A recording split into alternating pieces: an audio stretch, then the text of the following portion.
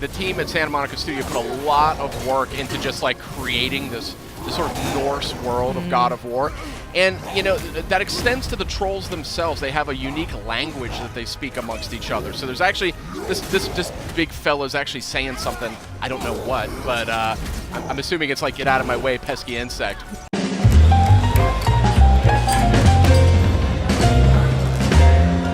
Hey guys, you got Sid here as well as Justin and Kristen. We're taking an exclusive look at God of War. This is footage you will not see anywhere else. And this is a troll you won't see in any of the other footage out there either. That is a nasty looking fellow. These trolls, goodness.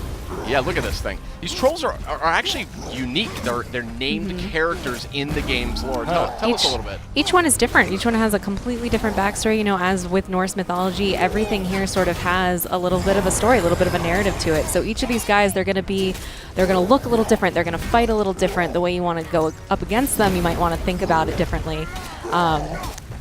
Yeah, this guy looks a lot meaner. He's a lot more aggressive than the other enemies that we've seen. Now, interesting fact, too, I mean, the team at Santa Monica Studio put a lot of work into just, like, creating this sort of Norse world of God of War. And, you know, that extends to the trolls themselves. They have a unique language that they speak amongst each other. So there's actually, this big fella's actually saying something, I don't know what, but I'm assuming it's like, get out of my way, pesky insect. But they got a bit of a chip on their shoulder because I think part of the backstory is that they've been betrayed by the gods, you know, and they have all these different cities and villages. And I'd be mad, too. They, you know, they're down to fight. Boy, this game just looks so good. Oh, some cool. Friendly pup. No, never mind. You know, you're seeing just a different side of God of War with this game. That camera. The glowing eyes are an interesting touch there. Yeah. This camera, I think, is worthy of discussion because, I mean, this is it's seamless. It's like a one-cut game. They don't, like, cut to cinematics or cut to another character. Exactly. Yeah, and even the camera angle, it's a lot closer to Kratos, a more intimate camera there. Yeah, a lot more intimate, and really makes you feel like you're there, you know? Yeah, especially during combat, you sort of feel the impact of every hit. It sort of shakes just a little bit. Makes it feel like you really are Kratos. We can. And a sort of robust loot system here, too, something we really haven't seen necessarily in God of War to date. So it's just a different take on and a really fresh and exciting take on a classic PlayStation IP. We're seeing some light puzzle elements, it looks like here. Nice. Notably, you don't have to mash the button to open chests anymore. And there's a lot of different kinds of chests. The animations are always different. Ooh, a purple thing. That's a way to enhance your health. Nice. Cool. I think so the more of those puzzles that you find, they're sort of higher level loot that you're going to find in those rune chests. Never leave me alone again. Yeah, these environments. Look at this environment. I mean, just so detailed. So this tickled me too.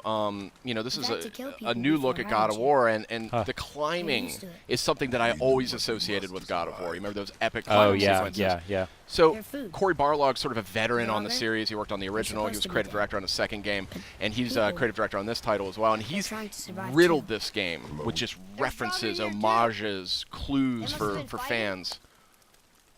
I also just love these quiet moments though with Atreus, that as you're moving through the world, he's constantly, you know, commenting it with fresh eyes.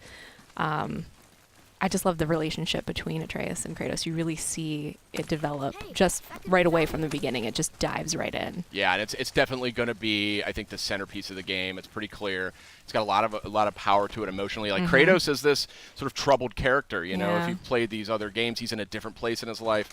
He's got a lot of responsibility in a way that he maybe hasn't had in the past. And he has to struggle to like keep his temper, something he's not maybe known for exactly. So, really, really interested to see where they go with that in this game. Yeah, it's interesting. It feels a lot more open, a lot more kind of catered to taking your time and exploring. Absolutely. Kind of punctuated by the fast action sequences. Has this been here all this time? Just beautiful. Why don't you help me up there? Oh, here we have this Leviathan axe. This is the Kratos' new weapon of choice. It has a lot of impact in combat, but it also has some properties that sort of lend themselves to puzzle solving as well. Wait for me, boy. This fog is gorgeous. Yeah, that is some crazy looking fog there. Atreus! Well, hope you liked exclusive sneak peek here at God of War. This is footage you won't see anywhere else, and we are all dying to play it when it launches on PS4, April 20th. See you next time.